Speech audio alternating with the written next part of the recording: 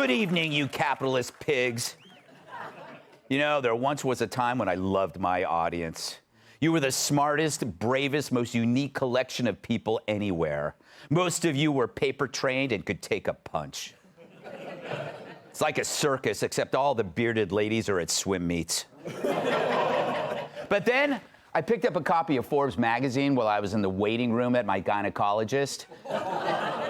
You know, they once loved their audience too, but no more. You remember the magazine used to be focused on helping readers invest money, build wealth, and achieve better lives for themselves and their families. They were bought by a front for China's sovereign wealth fund, but I'm sure that wouldn't influence the viewpoints, right? But now, thanks to Forbes, I finally understand that wealth is actually evil, just like their readers. This from the magazine founded by Malcolm Forbes, a man so loaded he had Fabergé eggs for breakfast. And of course, you know what that means. Capitalism is evil, which means America is evil, which means all of you are evil. Just like Shannon Bream. Yeah, Forbes has your number, terrible people. Let's look at a few recent headlines. Quote, wake up, be woke, and lead the change, overcoming DEI opposition. Here, writer Anelia Ungarasan taught me that my resistance to going woke is due to my fear of change, my fear of losing power and privilege, and of course, my bias and my prejudice. What a relief, right? I thought it was because I'm allergic to Ungarasan, which I think is Mongolian for Brooklyn cat lady, then runs through the ways to overcome this bias, including transparent communication. Sounds like when I talk to Kat on a phone through prison plexiglass. But to the left, transparent communication means sit quietly while I scream at you. Here's another instructive gem from Forbes. Is the war on woke a war on our country's future? Writer Jeff Rakes opines that the right wants to strip gays of their hard-won human rights. And that to conservatives, woke is the new communism, the big scary word to rile up people and hold the fractious GOP caucus together. Yeah, Rakes is so right. I didn't know that all you jerks want is gays not to vote. Have you no shame? I, for one, want voting to be more gay-friendly, like having booths with glory holes. Now, if you think, look, shh. If you think I make too many juvenile gay sex jokes, may I remind you, I have several gay men on my staff.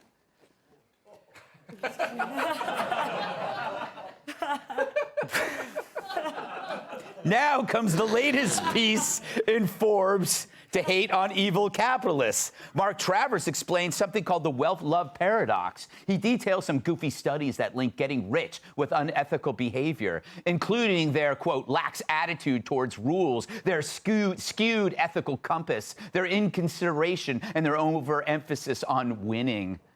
Sounds like my old Match.com profile. But in other words, affluent people are the worst. So what is Forbes at this point? What used to be an icon of wealth is now crapping on the engine that kept them afloat. I haven't seen a magazine insult its audience like that since Playboy featured Rosie O'Donnell. But you know, it's not just Forbes. These days, Wall Street heavily favors donating to Dems over Republicans. So what if illegal immigrants overwhelm the schools? Their kids go private. Your daughter lost a bike race to a man? Buy her a faster Ferrari. Yeah, even our moneyed class has been infected with the woke mind virus. Maybe it was from the 8 COVID shots. So what in the name of Adam Smith is going on here? Well, clearly there's some serious self-hating going on. I haven't seen anyone beat on himself this hard since Carlos Danger. But the truth is, while they try to cloak it in calls for equity and diversity, nothing riles up progressives like American success. For all its flaws, this country remains the most successful experiment in human governance of all time. Nowhere else will self-reliance and hard work be so reliably rewarded. Where else can an African immigrant become the richest man in the world with nothing more than his brain and a hair transplant? Will success happen every time? Of course not. Will it happen for every person? Nope. And sometimes you'll get rewarded even though you're nothing but a drain on society. But look, Not everyone can have a hit book, a hit show, and be sexy at the same time. Thank you. No, not her. No, not him either. Who is this cameraman? My cousin. Anyway, for all their whiny virtue signaling, what the Forbes crew can't refute is that America's capitalist system is not only why people here can achieve so much success, it's also why America continues to lead the world, even when our current leader sometimes goes astray. And it's why someone is actually willing to pay them to write these stupid cliches. But here's the great news for Forbes. New census data claims U.S. household incomes fell for the third straight year. And as the Wall Street Journal notes, thanks to the high cost of housing and economic downturns, more and more baby boomers are becoming homeless. So whose basements will their kids live in? So problem solved. Looks like Forbes will get its way. Soon the rich won't be able to do bad things because they won't exist. And we'll all be poor, but, really good people because the poor are angels. Hell, if Forbes gets its way, we'll be taking financial advice from these folks. Look, the bottom line, America isn't known as the land of precisely equal outcomes. We're the land of opportunity. And opportunity means you have to work for it. You have to earn it. And here, so many, from so many backgrounds, still can and still do. Take me, for instance. I started out as a wisecracking columnist for a small magazine, and now I own 10 slaughterhouses. But it's why there isn't exactly a line waiting to get into Uruguay, except from their neighbors, Paraguay and Loserguay. So you know what? I guess I love you all again. And you know why? Because you've earned your success. Despite what Forbes believes, whatever level of the American dream you've achieved, you and your families are entitled to enjoy it, starting with tonight's show. Let's welcome tonight's guest. His comedy is to die for, judging by the number of suicides. Comedian Joe DeRosa. His name rhymes with Columbo, which means he's no Dumbo. Co-founder of Based Politics, Brad Palumbo. Her arms can be used as fly swatters. New York Times bestselling author and Fox News contributor Kat Timm. And Pennsylvania police found 100 escaped convicts hiding in his shoes. New York Times bestselling author, comedian, and former NWA champion, Tyrus.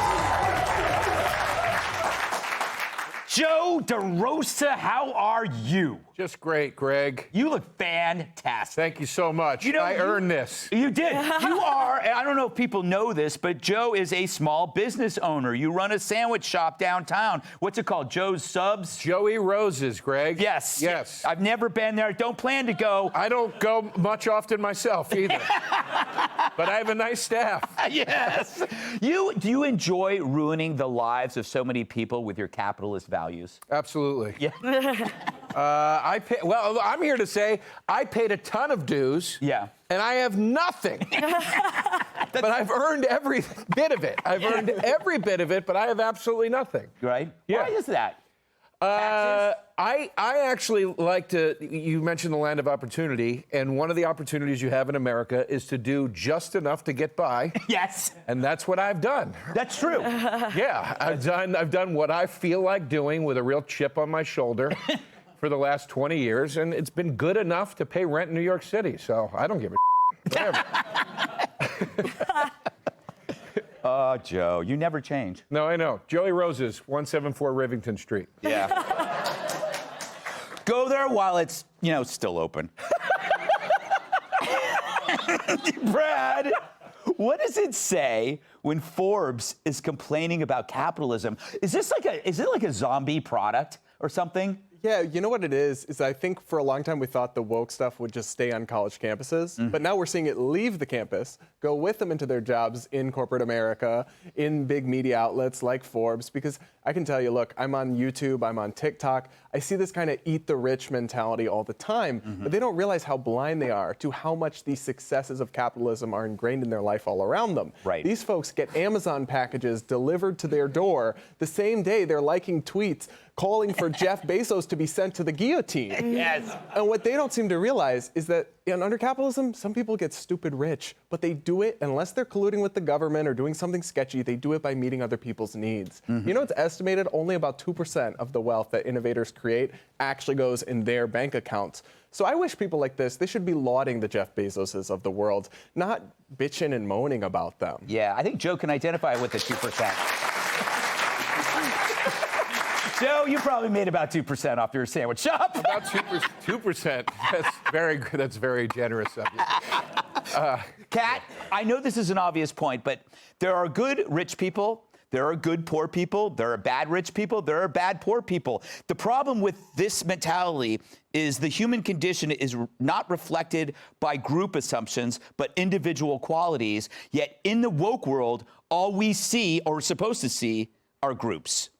Yeah, there was several paragraphs devoted to how rich men cheat in relationships. Yes. Which is an interesting way of letting me know that the author of this person never dated a broke guy. They cheat too. Yeah. They got a lot more time on their hands. When they don't have a job, like, you know, you'll be at work and they'll be at work too. In a different way. So I don't know. I mean, it's easier to demonize, I guess, than it is to maybe acknowledge that maybe you didn't get what you wanted to get out of life, which I think people do all the time. And when it comes to a lot of different things, and money's just no different. Yeah, it's true. You know, Tyrus, I've never been mugged by a rich person, but I've never been swindled by a poor person. So why do we have to continue to talk like these are different people? Well, we need to, first of all, when rich guys cheat, it's called outsourcing. And when women do it, it's called our fault. So it all works out. This is virtue signaling at the highest form. She's not donating her check each week to the homeless shelters and the orphans. She's sitting up on her perch from her office, sipping her tea, going, "You guys really don't want this. This is such a burden.